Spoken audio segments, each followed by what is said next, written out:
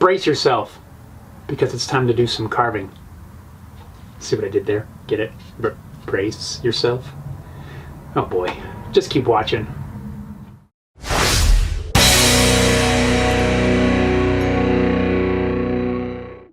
What's going on, everyone? Welcome to this episode of Homebuilt Workshop.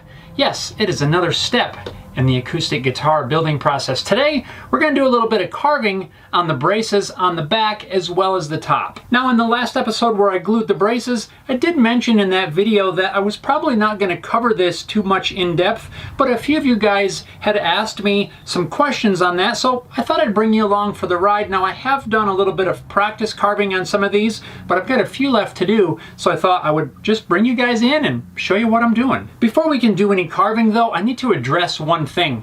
This chisel was sharp when I started. I've already done several braces, and I can just tell that it's not quite cutting as easily and as cleanly as it should be.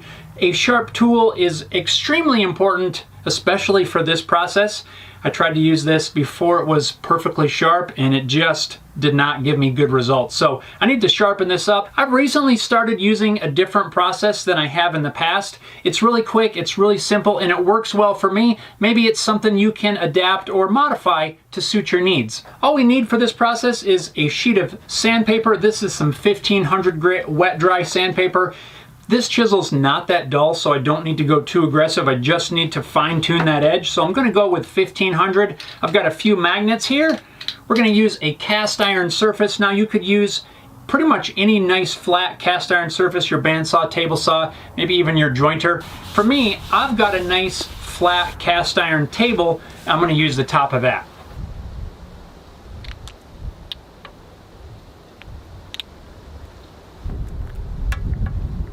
I'm using one of these inexpensive honing guides to hold my chisel at a 30-degree angle. With the sandpaper held in place by the magnets on the flat surface, it's super easy to get started. I don't have to worry about setting up a bunch of different grits of stones. I just magnet the sandpaper in place and start sharpening. Now I'm starting with 1500 grit paper, but I will work up through several grits up to 2500, maybe even 3000. Don't forget to remove that burr on the back side as well. And I always finish up my sharpening with a few passes on a leather strop. And now we have a super sharp chisel ready to start carving some braces. Now I realize that I didn't really go too much into depth on the sharpening, and really that's because this is not intended to be a sharpening video. I merely wanted to show you the process that I've been using and having excellent luck with, in case you can work something like that or the exact same thing into your process in your workspace. Before we can put chisel to wood, we got to lay out where we need to make our cuts. As I'm doing this carving, I'm working with my plan right here. That way I can take all the measurements and have everything right in front of me, transfer it to my piece, and make the cut. I'm going to take my measurements off of the center line of the plan and measure to where it shows the relief cut is on the brace.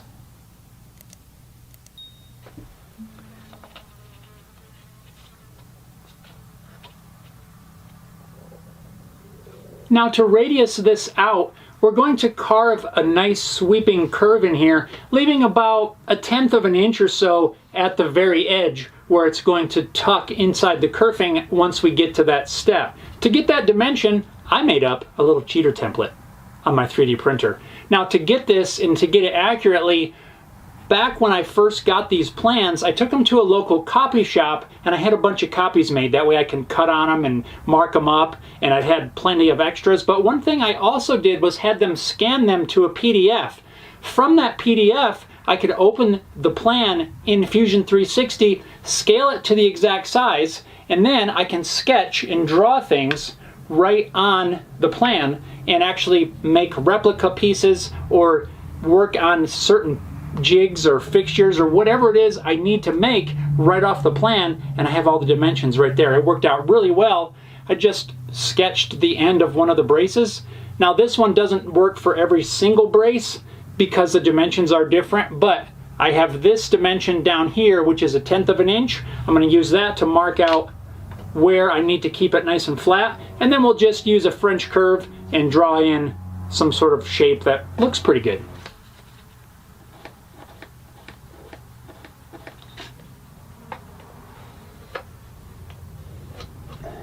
There we go. So I drew it on there of 18 different ways, but it's hard to do upside down while trying to be in frame of the camera. Oh, and these French curves also, I found them online and just 3D printed them. Nothing fancy. I do want to point out too that I do have the radius dish underneath protected with an old towel. That way I can work in the radius dish and it's going to help support the entire body. We don't want to work flat because we could risk bending this in some way that we don't want to do. Now I don't claim to be an expert at this step because I'm still learning, so keep that in mind. And now for the carving, really all we need to do is slowly and carefully carve our brace down to match our pencil line.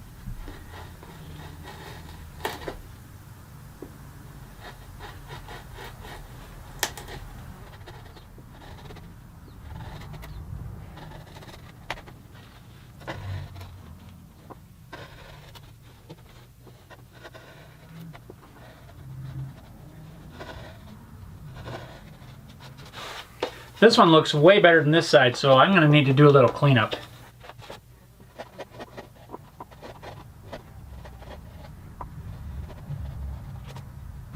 With the ends pretty well shaped, now it's time to put sort of a bevel on the top edges of these braces.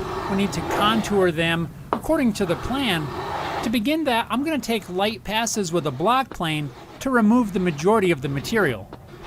With the bulk of the brace rounded over, now we just need to clean it up, make it nice and smooth and even. We could easily do that with some careful hand sanding, but I've got something a little bit cooler. I got to give a huge shout out to my buddy Brett from Australia for giving me this idea in last week's live stream.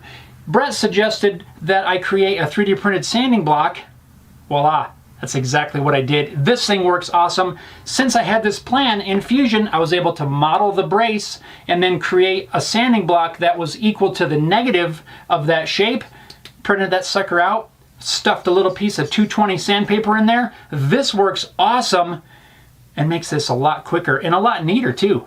So thanks a lot, Brett. That was an awesome idea, something that I honestly didn't think of, and that's why I love the live streams that we do every week, because we just get to brainstorm different topics and talk about different things. So if you guys haven't been in on any of the weekly live streams, love to have you tune in. Check them out. It's really a fun time, and some awesome ideas come out of it.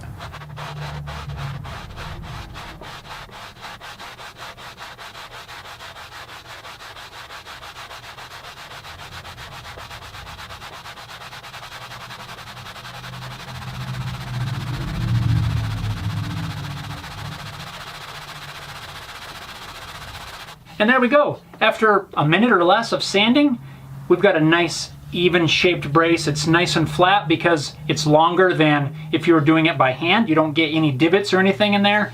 Works really awesome. Now we'll just sand the edges, kind of round these corners off just a teensy bit, clean this up, and we'll be done.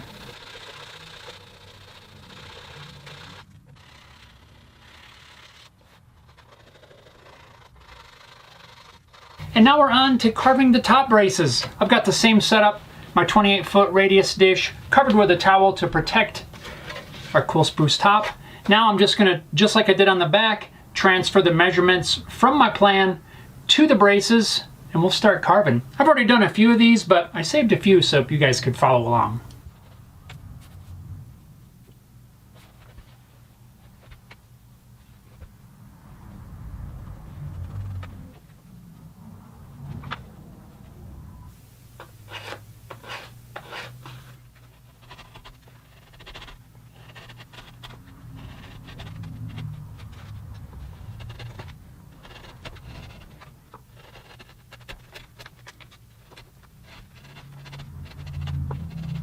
I found if you go too deep, it tends to want to break out of there a little bit more. You don't want it to break out because I don't want it to snap too deep down. It's easier to remove it slower than try to build up a ruined brace. I haven't ruined one yet, but we're not done.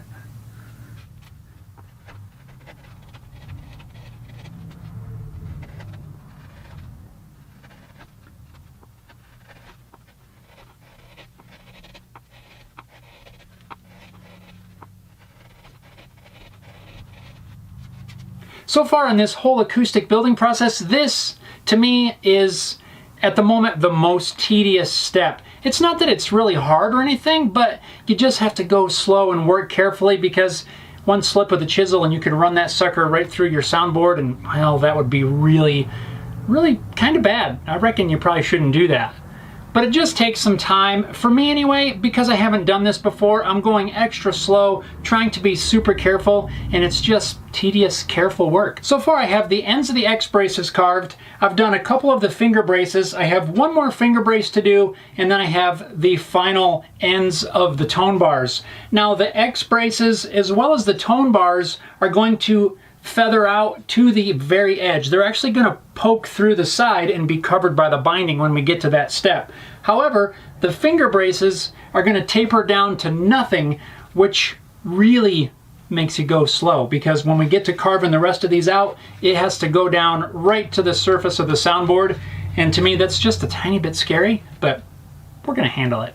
Like the rest of the braces, I start off by transferring the measurements from the center line of my plan to my actual brace. All of my measurements I'm trying to work off the center line.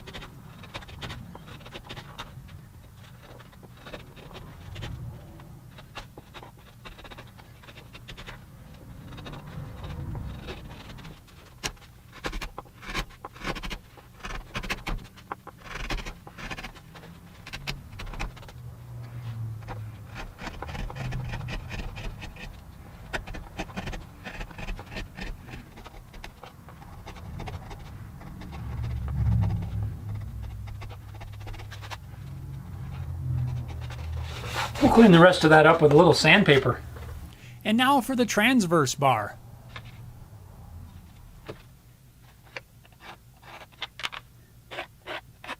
Earlier I think I misspoke. As I'm laying out the transverse bar to shape that, I believe I said that the tone bars are going to get cut into a slot in the kerfing. That is not true. These need to get feathered down right to the soundboard, just like these little finger braces. It's the transverse bar as well as the X braces that are going to get tucked into the kerfing, which means there's going to be a notch cut in the kerfing that this piece left will sit into. All the rest of them will get feathered down to nothing. So I still have a little bit of carving to do down here on the tone bars.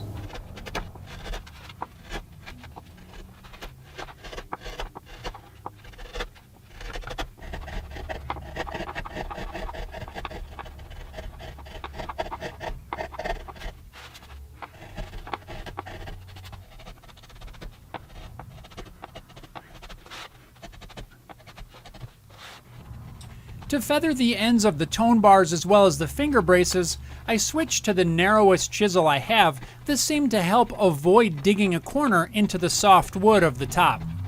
With the brace ends shaped, now I need to focus on rounding over and smoothing all of the braces up. Now, the easiest way that I have seen to do this, it looks like, is by using a small finger plane. You can easily get in there, plane those away.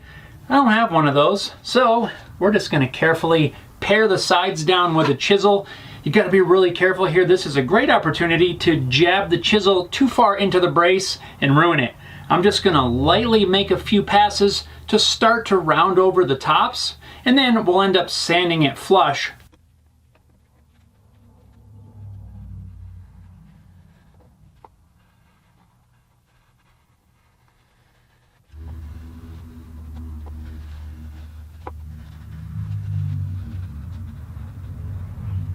And now, bam, another 3D printed sanding block. This time it's a little bit different shape. Again, pulled from the plan, drawn up in Fusion 360. Now we can round over the tops of those braces.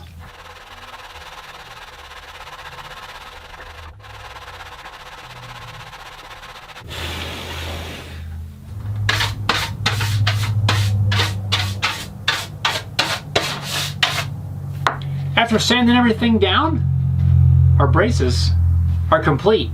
At least as far as I'm concerned, we're ready to move on to the next step. Let's see if we get any noise out of this thing.